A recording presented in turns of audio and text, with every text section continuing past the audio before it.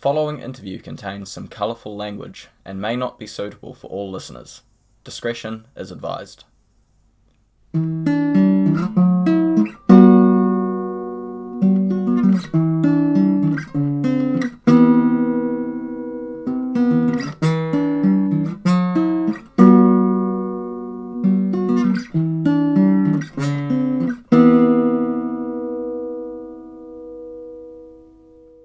Kia ora koutou, Tama here to welcome you back to the summer season of Pod Uni. In this episode, Collin interviews Lucy from Shit You Should Care About, or SYSCA for short. SYSCA is a multimedia news platform aimed primarily at Gen Z, but some of the earlier generations are big fans too. Lucy started SYSCA while she was in uni, along with her two best mates, Liv and Rubes. They like to take the news and focus on the more heartening aspects, making it more fun for you and me. Be sure to check out their website, shityoushouldcareabout.substack.com, where they have a daily newsletter along with heaps of other cool stuff, or give them a follow on Instagram, Twitter, or TikTok. All these links are in the description. Over to Luce and Collin.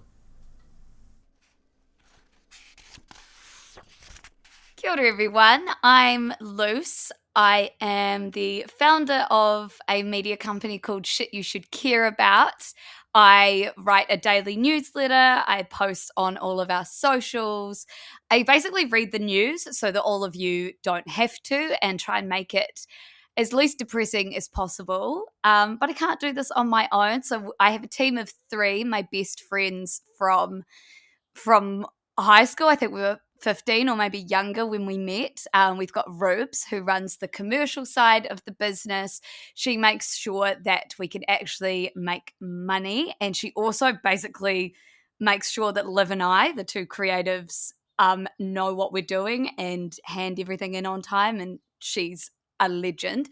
And then we have Liv. Liv makes everything shine. She's our creative director. She does all the designs. She also co-hosts the Culture Vulture podcast with me. She writes a newsletter called Culture Vulture, and yeah, we fill each other's gaps and we make the news feel accessible. Super duper. Thank you. Yeah, and I can second the Rubes is a legend. She's been superb on those email comms. She's such a legend. Everybody needs a Ruby. I feel like to have a successful media company, and the verdict's still out as to whether we're that, but you need to be able to find someone that doesn't want to be doing all the creative stuff all the time, that actually loves the organization and is really good at the keeping the business running side. Because if you're all just creatives running around like headless chickens, it's just not going to work. For sure. Oh, that's beautiful. Yeah. I love listening to your podcast, and I appreciate how you kind of ease your way into them by just sort of chitty chatting about recent in your life things. This is not as recent as some of your other things because you've been up to tons of things in the past few months. But as a Texan, I want to know a little bit about your trip to Texas. Okay. Favorite food. What did you have there? You're like, oh, I love that. Oh, the barbecue. I went to Austin and I like the cream corn. I didn't know. I never had cream corn from a can. And I went over there and like brisket, cream corn, mac and cheese. I'd never had proper mac and cheese. Austin, like this is aside from the food, all the music. Where are you from in Texas? I'm from Austin. That's my hometown. Oh my! Yeah, I know. Like literally want to move there. It was so cool. Seriously, I was a bit worried. I was like, Lucy, what are you doing in Texas? Like, you know, their track record with XYZ. But then I went over there for work, and thank God I did, because I think Austin is so cool. There was a live music in the airport. Yes, in the airport. Yeah. Oh, so I really want to go back. I want to go to South by Southwest. I need to go back. Oh, for sure. Yeah. I'm sure the SYSCA could find its way into South by. I think so too. I mean, I just want to be there as an observer. But look, if they want me to host it, no. Why not? I know. But yeah, I loved Austin. That's fantastic. Yeah, Austin is a fun city. But I was curious to know your perspective because, like you, I mean, I've been critical of Texas before for plenty of reasons. Yeah. It's and yet there are things to love, like it's creamed corn. So Like it's cream corn and it's live music. yeah. Do you legit think you could live there? I actually do, except for how hot it was. I got there and it was Mm. like 37 degrees and humid. But I did think there was something weird about Austin that I really liked and didn't expect. Like, and the startup vibes over there were impeccable. I didn't expect it. I think that's why. I mean, I was only there for 4 days, so it was very rose tinted. But yeah, I thought it was sick. Yeah. There are so many smart people doing kick-ass things over there in that city. Yeah, Yeah. it's Yeah. It's very cool. rad. Oh, cool. All right. Well, tell us the story behind SYSCA. Like, how did it come to be? Its origin story. Its origin story. Okay, well, what happened was obviously Rubes, Liv, and we grew up in, I don't know if this is obvious actually, we grew up in Blenheim, which is a small town in the South Island of New Zealand. We probably met before we were 15, but from 15 onwards, we've been best mates. And then we all went to uni together in Wellington. And in our third year of uni, um, I was just sitting in one of my lectures and I was learning about international relations, and I also was taking media classes. And like, I've been there for 3 years. I knew that I was fine at school. I was a good student. But for some reason, I was just like, why do I not understand like anything about the world around me? I've been here for 3 years. I'm trying to learn it, but all the readings don't make sense. The news stories that you're linking to, like, there's just nothing that's making me like get it. And that was because, they were all black and white and they were really long and they used words that I'd have to go and Google and then I'd get distracted. And so I honestly just text Ruby and Liv from the back of one of my international relations classes. And I was like, I think we should start something called Shit You Should Care About, where we can just talk about literally anything and everything. And Ruby and Liv were both like, fuck yeah, like, let's do it. Obviously, since we'd grown up together, we all knew what each of us were like. We knew we could do it together. And I think they knew that I get very obsessive with things that I love, and they knew that I would just make this thing like my absolute baby. And so then it started as a blog with us three writing, like we tried to write like 2 pieces a week. That just wasn't maintainable, and it just wasn't, like, it just couldn't happen. And so then one day I just was like, okay, why don't I just put this piece that I've written for a blog onto Instagram? And this was when I don't think you could even swipe through like multiple photos. I think you just put one photo and a long caption. Um, and I don't think, we didn't feel like that was groundbreaking, but I don't think there was many people doing it. This was in 2018, and it was when like Instagram was just influencers sort of selling you teeth whitening and waist trainers and like skinny tea and stuff like that. And I guess people just felt like it was a bit different. And then we all finished uni. Rubes went and got a big girl job. Liv went and studied design. She first of all studied psychology and media and then went on to do design. And I went and I traveled and I worked, but I kept doing Shit You Should Care About on the side because I just loved it. And so just did it for years just because it was fun and it was nice to help things make a bit more sense for people. And then in obviously 2020 we had some global events happen, and Rubes and I were meant to move to London. We couldn't do that, so we were stuck at home and we were just doing what we could with what we had. And at that point in time it was daily no bullshit COVID updates where we would honestly just help people understand this thing that no one understood. And then at the same time, we saw the resurgence of the Black Lives Matter movement, where we had a huge, huge audience in the States, which was great because it actually taught me how to be an editor. Like, this isn't about what one New Zealander has to say about all these global issues. I could draw on the audience and say, if you want somewhere to talk about this shit, we have this huge audience. It's not for me, it's for you. And so that was really good in terms of me going from someone that wrote the content to someone that like edited it and sort of had to make some I don't know, decisions on how we wanted to move forward. And then we had the Trump presidential election, the 2021, and then we had a New Zealand election, and it was just this awful recipe of things that worked out kind of well for us because people wanted to make sense of all these horrible things. And yeah. And then so we did it for free. Like we just did it because we loved it until we got some funding from New Zealand On Air to make a web series. And that was in 2021. And then Liv and I moved up to Auckland. And then when that funding ran out, we sort of thought, we can probably do this. If we really try, we can try and find some companies to work with that might help us make this thing a full-time gig.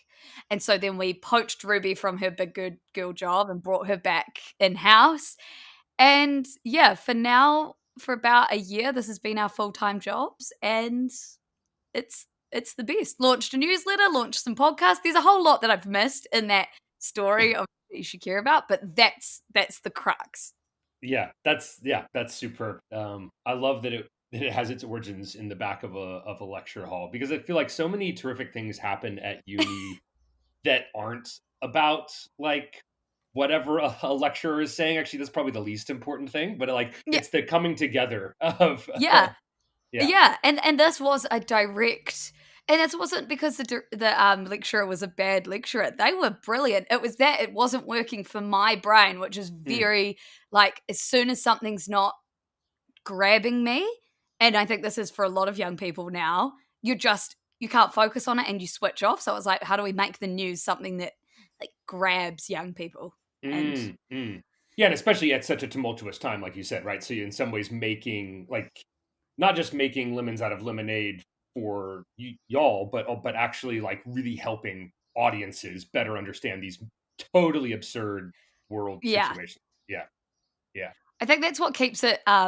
People always ask me, how do I not get down in the dumps? Because my whole job is reading the news and reading these terrible things that are going on. And like half of that is because I make a really conscious effort to make it enjoyable to read, which means I also have to find enjoyable things. Sometimes that's not the case. Like I said before, I've learned how to be a good editor, and that means that some stories you don't put a funny story after, you know? If you're talking about abortion rights in Texas, you don't follow that with a funny story. So sometimes it's good for us all to sit with things.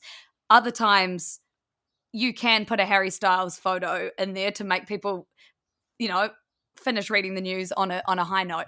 But then also I'm like lucky because I get to feel like I'm doing something about the news, the terrible news cycle. I have the privilege of not just reading it, but also then feeling like I'm turning it into something better, which is how I can keep doing it, because I genuinely feel lucky to be doing the job.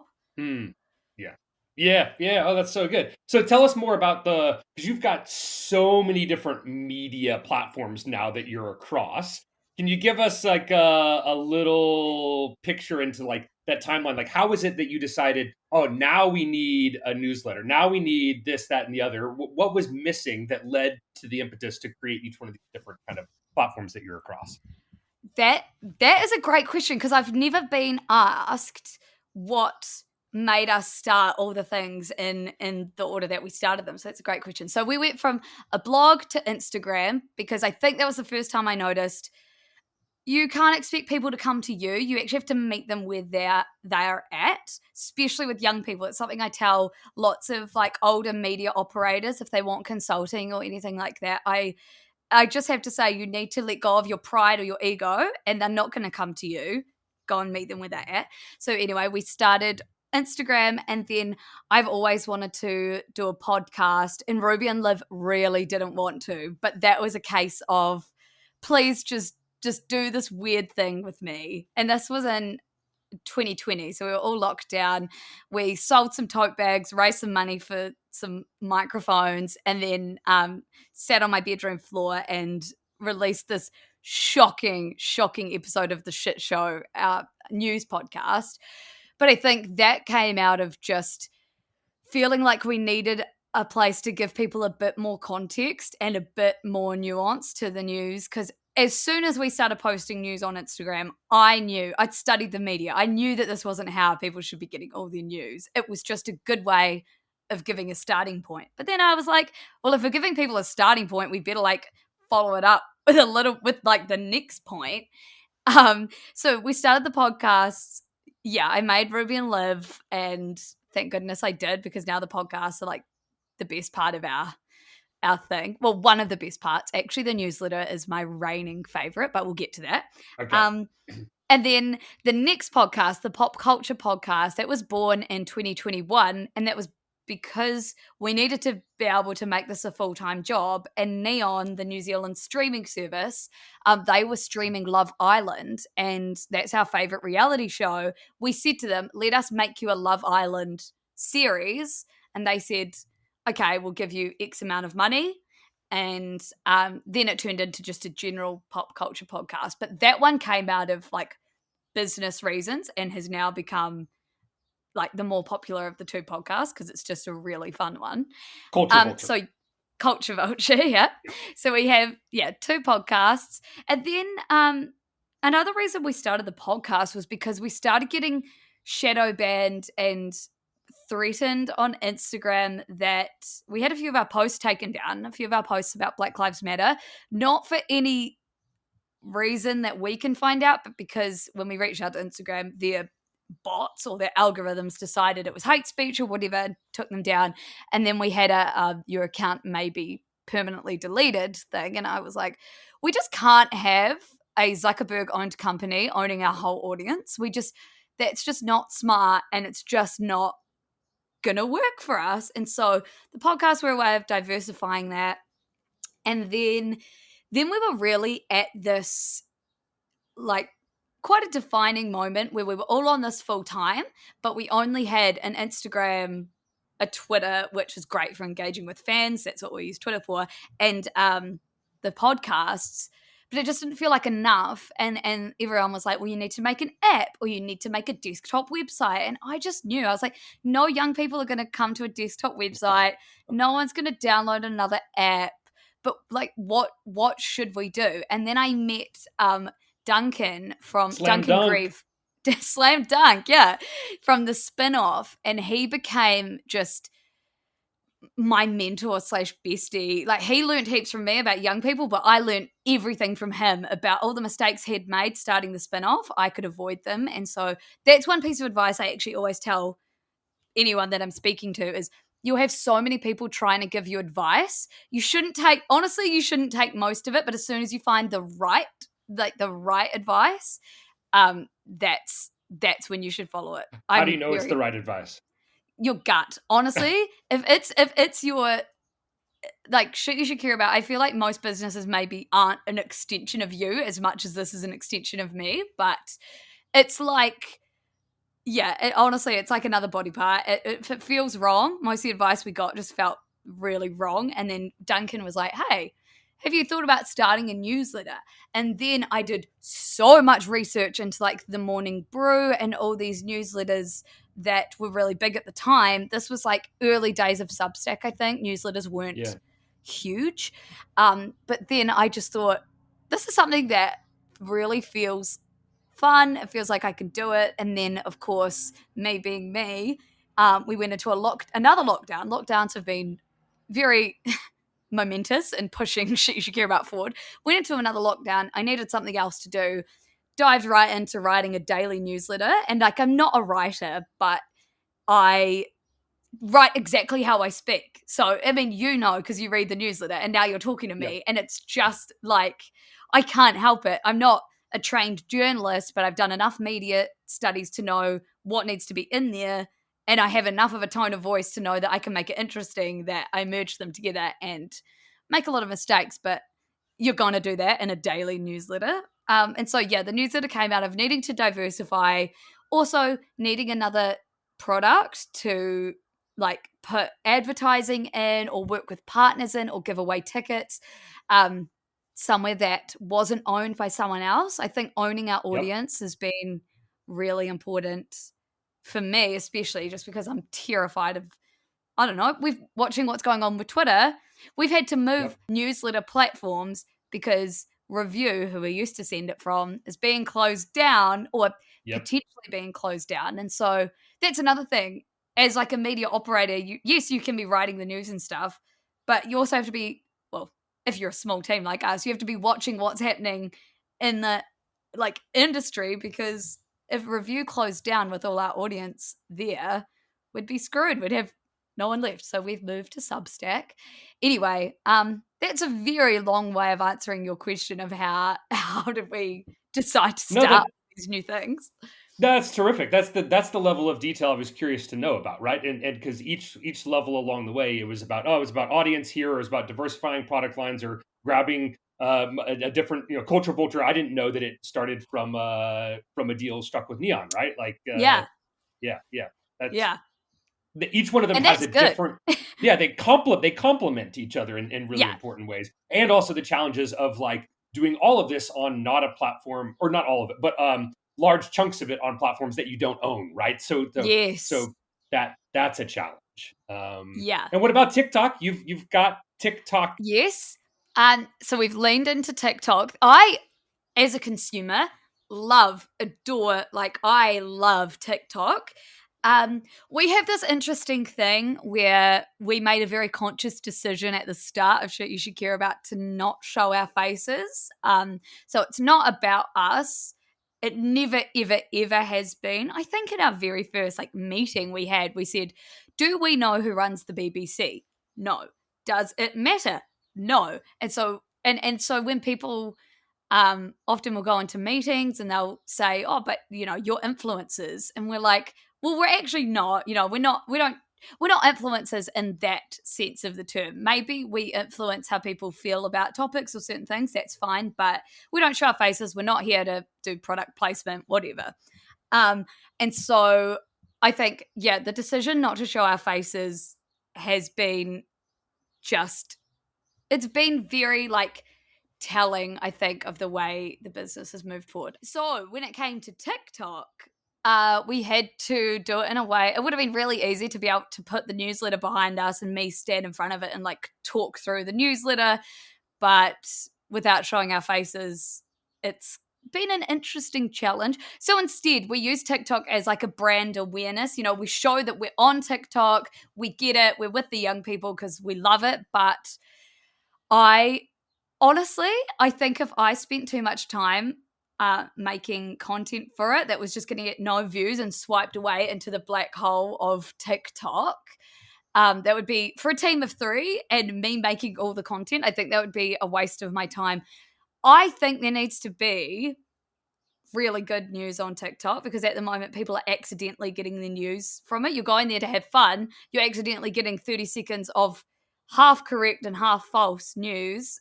And it's not even your fault because you didn't go there to find that news, but you got it.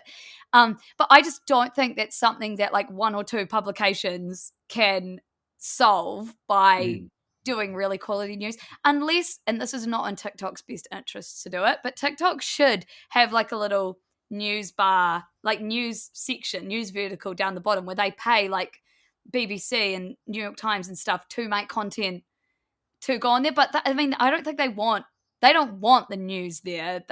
So anyway, that's another theory that's gone out of left field. Yeah. No, I mean, I think that's really interesting. Just because I heard you and Slam Dunk, Duncan Grieve talking about that, and I heard your skepticism of like, oh, I can't believe all these young kids are getting the news there, and you propose some of these ideas that you're talking about now, and how important it is to get factual news there. But I was sort of thinking, like, how different is that need for news on that platform from the need that you saw a few years ago with Instagram? Like, how obviously the apps function differently, and those ways that they function matters a lot. But I was wondering, do you see those as like massive differences, or do you just see that as another opportunity for a different media organization or yourselves eventually to move into? I think the difference was that when we went to Instagram, it was because I was trying to make sense of news I was already seeing, like make sense of, because I was still an avid news reader. So it was making sense of news that was from reputable sites and sources, and I could take it, sort of digest it, spit it out in something you could understand. With TikTok, it would almost be fighting against all the misinformation that's out there, like hundreds of millions of videos with one account. And it would be like a David and Goliath situation. Like, yep, shit you should care about is here to debunk every single thing ever. And purely, like, resource-wise, I just don't have the time. Yeah. But look, I would love to be able to get on there and make really good content that also cut through and got heaps of views. I just don't know how to do that right now. Yeah. Well, and maybe this is why more people need to pay for the news that they love, so that you can hire a team, have a little TikTok team, right? If people exactly, this is why you give to the people doing the good work, and they can grow and do more good work in different areas. Honestly, I wish everyone thought like that. That's obviously, you've seen and one of our huge things. And one of the things I'm most proud of from this year is we launched SYSCA supporters, or shit you should care about supporters, which is where, if you can, we've adopted the tagline, normalize paying for the media you love. So that, because as young people, we grew up not having to pay for newspapers, not having to pay for TV. We had YouTube, we didn't pay for Sky. We don't buy magazines. Well, I do, but I'm a freak. And so we get everything for free, which means it's been full of clickbait, full of ads, full of, fake stuff.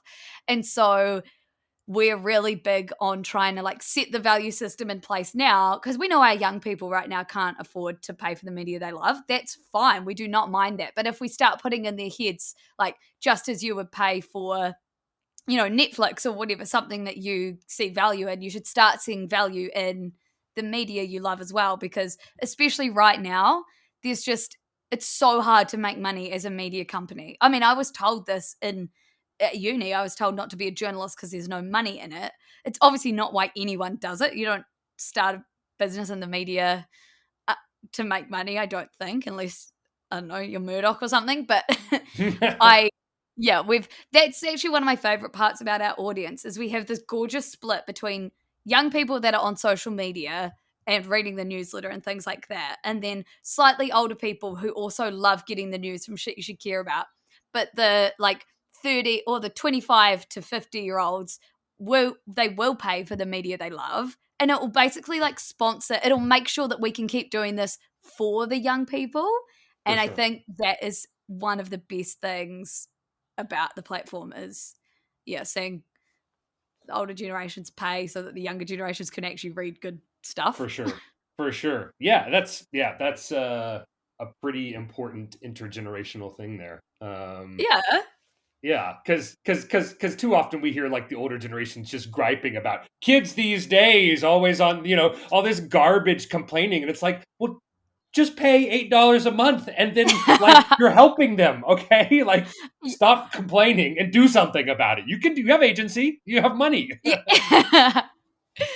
Oh, I love that. Yeah, I get so many responses to the newsletter and it's always, I know I'm definitely outside of your usual demographic, but XYZ. And it's no, you're actually not, because you are not. The amount of people that I get every day saying that exact line, we write news for everyone. It's not just for young people. And in fact, it's largely for all of my dad's friends love shit you should care about. And it's that's the coolest thing ever. Cool. Yeah. See, that's the thing. I appreciate that, because so many people I bump into say, "Oh yeah, that's the news group for Gen Z, right?" Or people be like, "Oh, I'm only on it." I'll meet someone who's older than me, who's like, "Oh, I'm just on it because I want to know what Gen Z's up to these days," And I'm like, but actually, you love it, and and also your audience is way more diverse than I think. Than people think. So tell us a little about your audience, and it might differ across platforms. Tell us, demographics or location, right? Tell us about your audience on these different platforms, and how you've gotten to know it, have they evolved, that kind of stuff. So first of all, one thing about us is we've never, ever, ever, ever, ever had or used the phrase target audience. I just think when you're talking about news, having a target audience is just a weird way to go about it. It's it's affecting everyone. It's happening to everyone. So anyway, so we've always just, like Ruby and Liv have never once told me to alter my tone to talk to certain people or pick different stories to talk to certain people. It's always been just go with your gut and just talk about whatever feels like it's bubbling or feels like people might not know about it, or the audience. Like half the stories I talk about is because I have been pointed it out by our audience, which is much smarter than me. So maybe that's our target audience, is people smarter than me because they help me every morning do the news. But in terms of where everyone lives on Instagram, which is the place, we can't get many like insights from any of our platforms because we're using platforms. Yeah, we don't own them. Yeah. And it's just like, data stuff. We don't want to ask people for too much because we don't want you to feel like you have to give us things about you. But 50% of our audience is from the States on Instagram. Yeah. And that's kind of reflected across the board. And then we have Canada, the UK, Australia, and then New Zealand. I think only about 4% on Instagram is from New Zealand, which kind of works out relative to the size of these countries. But then in the newsletter, definitely I think about 40% is made up of New Zealand and Australia, and they're definitely the loudest in the responses, I think, because there's a lot of very Kiwi things that I say or do, and they really relate to it. So we have a very engaged New Zealand and Australian audience. And again, those same like top 5 country splits, very, very Western countries. I do have a lot of people that respond to the newsletter from India. And the only reason I know this is because when I post TikToks, TikTok is banned in India. And so they will like ask me to send it to them directly just so they can see what I've been doing during the day, which is so cute. Like Love everyone is honestly so invested. TikToks, I have no idea about the audience because TikTok is just hit or miss. Throw as much shit as you can at the wall and hope something sticks. And same with Twitter. I don't really know what the breakdown is. Podcasts, again, I think about most of the listens are from the US, which is really interesting because I feel like the podcasts skew a little bit more New Zealand-y vibes, but that's cool. People want to know about New Zealand. But yeah, we have it. So we have a very global audience, which sometimes makes working with brands or working with organizations, especially New Zealand ones, interesting. It can be a little bit harder to strike deals to help us pay our rent because they see a whole lot of the audience is wasted because only a small percentage is from New Zealand, but that's fine. That's a growing pain. All those Texans are just wasted listeners to the New Zealand brands. I know. So if you listen to this and you're from the States, unfollow. No. Don't. But it's interesting how it's different across the different platforms. Yeah, and actually you said something about TikTok there that reminded me. Well, I guess because the Newsy today had Hank Green in it. Yeah. This is a weird non sequitur, but I thought this was an interesting point. So I don't know if you saw Hank Green made a video a while back recently about like the difference between getting paid? No, not getting paid. No. Between YouTube video and TikTok video. And he was saying, have you seen this? No. Okay, it's really, I think you'll find it interesting. He was sort of saying, look, the difference between YouTube video and TikTok is not the length, is not the verticality. The difference is on YouTube, you select what it is you want to watch. On TikTok, you select what you want to keep watching. That is the fundamental difference for him between those two. And I thought that was so smart because I think that's such an interesting, like, to think about that through the lens of the news is really interesting, right? Like, that you don't have as much control as a viewer of, say, TikTok over what you're getting. That is interesting.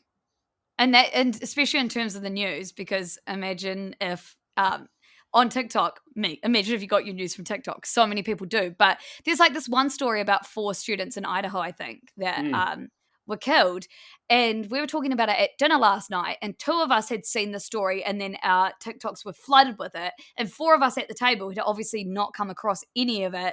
So they had no idea about this news story going on. So it's not this like one calibrated area where everyone's hearing and seeing the same news. It's like 2 of us can't stop thinking about this one tragic thing that's happened, and the rest of us are oblivious to it, all because TikTok's decided. Yeah, that's really interesting.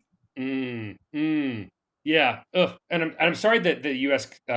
Continues to dominate your news coverage in ways that are just always tragic. It seems like. It's not your fault. It's not your fault. Fair enough. I always feel like I'm running around apologizing, especially from Texas. Like the first time I lived abroad as an undergrad was during George Bush's years, and I lived in Austria. And I just felt like I was constantly apologizing for everything that our Texas president did. Oh, God. Well, but, I mean, it gives me something to write about. So yeah, I guess so. Right. It keeps you employed. Hey. Yeah. Actually, so that's an interesting question. Can I ask you about like the things that you write about? Like, I was thinking as I read through the newsy this morning, not just how damn early you were awake preparing the newsy, but also like I'm really curious to know what makes the news and what doesn't. And I know that before, I think somewhere you said, go with your gut, kind of where you have these dinner time conversations like you were just talking about, and like, not enough people know about this. So it sounded the way you've talked about it before as gut or instinctual, but like maybe a way of like pinning this to like a little more detail. It's like, what didn't make the news today? What? Yeah. Okay. Is that useful? Like, should I read through what the news is today, or do you have it memorized because you just wrote it so fresh? I don't have it memorized because I'm like a sieve. I'm writing about it, and then I have the rest of my day to have to think about. So, no, I remember what didn't make the news today. Oh yeah, and it's like it's a bunch of things. So, first of all, on Monday mornings, it's always a big day because the news has happened over the weekend. I don't stop reading it, and the news doesn't stop happening. So I my like notes app or my Slacks to myself is just things I've thought about over the weekend that I need to remember to put in the newsletter. By Monday morning, most of them get bumped because something news happened. But I try to have a mix of like hard news stories and then pop culture stories, and then sometimes a column from like Bell or Slam Dunk, or today we had Hank Green in there. And so I try to have like 5 plus a mundane poll. That's a good day where I'm not hungover and I'm up early and I'm writing the news. But like some days, if it's too much pop culture, that's one thing that I love, and that's hard about having an engaged audience, is that people will reply to me and be like, there was no real news in this today, or like I will often get it just and it doesn't affect me. It keeps me like accountable for writing a good newsletter. But anyway, so today, like I think we had quite a few like hard news stories. We had Elon letting Trump back on Twitter. We had the COP27 conference meetup where they decided that richer countries should pay poorer countries. What else did we have? We had Hank Green in there talking about socks. Yep. Awesome Socks Club. Awesome Socks Club. We had a mundane poll about Kit Kats. Are they cookies or is it a chocolate bar? What do you think, first of all? Chocolate bar, and it's so far dominated by chocolate bar thinkers, that poll. Okay, good. And then I can't remember what else we had. So you had the Justice Department investigating Ticketmaster. Yes. So that's like pop culture, and that's my favorite type of story because it's pop culture and it's like hard news. And I feel like that is where we shine. And I'm about to record a podcast all about that. Anyway, awesome. So there was these stories, and all of them to me were kind of hard news-ish stories, but that's because I bumped and I forgot to take it out of my intro. Like I was going to talk about Harry Styles and Olivia Wilde breaking up, but the newsletter was too long and that just wasn't as important. I was also going to talk about Qatar and the FIFA World Cup, but that needed more time. It needed more energy and time in the newsletter. So that got bumped. and maybe I'll do that on the shit show or in another episode or in another newsletter where it isn't surrounded by all these other stories. So it is gut instinct, but then it's also like editorial, like just things that I know are going to work with the audience, and length of newsletter and how much time the audience have in their day. But yeah, it's all still floating around in my head. I know where to put each thing that I've bumped. It's like an ecosystem in my head, right? So it's interesting. But that's a great question too. Well, that's terrific. I really like that answer. That gives us a picture, because I think the way you're describing it is like the things that need more nuance. Well, they need to go on a different platform, or maybe a particular audience or something. So you could throw stuff on the podcast to really dive into it. There's also a timeliness to it, like Musk and letting Trump back onto Twitter. Like that's hot. That's coming now. That's a one and done event. But FIFA World Cup, that shit show is going to be going on for a month, right? You have space to like attend to that when you need to fill a gap sometime after it's been stewing in your brain for a bit. Yeah. And then there's stories like I should really follow up, and if I could, I would, but I can't follow up on most of the stories I write about.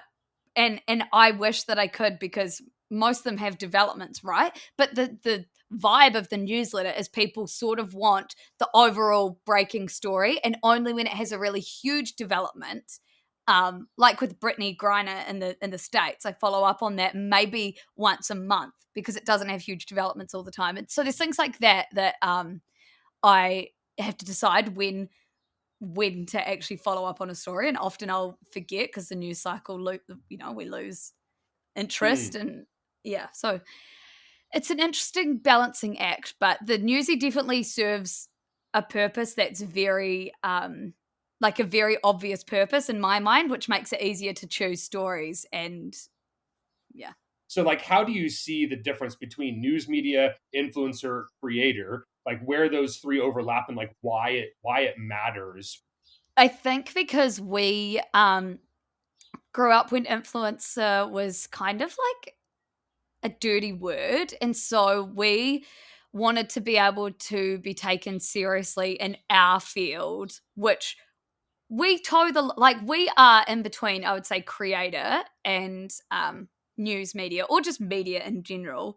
But I think it was important, like honestly, for legitimacy reasons, for people to take three young women in the media industry seriously, working on a platform, working on social media, which was something that when we started news were really shying away from, and they were trying to not lean into it, and they were like, it's not good for legitimacy, and no one should be reading the news on there. And then the fact was, people were getting the news from social media, so they should actually lean in and just make it good. So I think for a long time we didn't get taken seriously, or we got underestimated, and now it's sort of, because we've insisted on saying we are a media company, we do the news, we also do culture stuff, we also create content on behalf of people. I also like making memes, like we do it all. And I think now that's what all news agencies want to do or want to be. So by us saying that we are like a news organization from the start meant that we are the one that they now look to either copy or to come and ask for advice about how we do it. And to which I always just say, if you want to reach young people, you need to hire young people. That's like the number one. Yeah. Instead of being dismissive of young people and saying, oh, you're under social media, go pay them. They know the social media really damn well. Or shit, no, lost my train of thought, and it was probably going to be controversial anyway. Oh, I interrupted you. I'm sorry. No, it's fine. I honestly think it's the wisdom teeth medication that's making me like forget where I'm at. But no, I think it's a legitimacy thing most of the time. It's just making sure that we always center being a media company in front of everything else that we do. And if you don't see that, or if you want to call us influencers or whatever, then that's fine. But don't sort of I don't think it's fine. Advice. I think that's being dismissive of smart young women in a way that sounds pretty sexist. Okay, it's not fine. Can I ask you, so one more thing about sort of related to this, I think, and related to my head, is about authenticity. Right? You said previously, like, you always make sure stuff is in your own voice, and yeah. Anyway, so I'm sort of interested in this idea of authenticity, because you share lots about personal life, right? Bolly belly, wisdom teeth, all this stuff, right? Yeah. I'm curious to know what the personal authenticity, brings to the news that you're sharing, or to the cultural information that you're sharing. Like, why the emphasis on authenticity? Well, one, because I literally can't operate in any other way. Like Love it. I think the reason that we can be such oversharers is because we don't show our faces. So we have this level of our online life. People know heaps about us, but if they saw us in real life, they don't actually know who we are. So we're really safe and we can be really open and authentic. I think the two biggest values for young people is transparency about when you've got something wrong, and authenticity. Like, they want to know they're talking to a human, not an organization, because I think for so long, and there is such a place for this, especially in the news, you don't feel very connected to what you're reading because there's no tone of voice and nothing that shows why this person writing it might care about this. And it's not for everyone. It works for us because the engagement that being authentic creates means that people not only care about the news that you're writing, but with me, they care about how I'm feeling when I'm writing it. If they could sense I need a day off or a week off, they'll tell me. Like, when I just had my wisdom teeth surgery, and I write the news genuinely because I love doing it, and I get really bored if I don't have it to do. And so I sent one that I wasn't even meant to send, and I got these replies just saying, please don't be sending this if you're not up to it. We know you need to rest, go and rest. And that Oh, type of engagement, it's the cutest shit of my life. That yeah. type of engagement is it's what's going to make your thing successful. I think if you are a small media company that doesn't plan to take over the world. We like being niche, and we like being just a small team doing what we can with what we have. And that relies on, I think, yeah, them knowing us as much as they can. Also, like, the whole company and the whole way we talk about the news and we talk about life, I think, is based on like my upbringing and being a One Direction fan, Mm, and like growing up with brothers, and like every good or bad event that I've ever been through in my life forms the way I think about the world. And so it's helpful context for people to know that, like, if I'm talking about something like grief, it's because I have lost someone close to me, and so they know that I'm not just here talking about it because I have to. Like, I think it's another level of them being able to trust what we do. right. So So so not only do you bring them the factual news, just like any other organization is, but you get people to care about the factual news by literally demonstrating you're caring about it in the moment. yes. Yeah, And it's also, beautiful. it's like, I wouldn't be writing about this at 5 a.m. for you every morning if it like wasn't worth caring about. So Right, absolutely. Yeah. Is there anything you don't share? Like, are there hard lines, like you don't share your photos, right? So yeah. in terms of this authenticity, like, what are you like, we're just not gonna go there with What don't authenticity. honestly, the fact that you all know that I threw up in a hotel lobby in Bali, I think this is why it works. It's because there's not much, because we don't share our photos.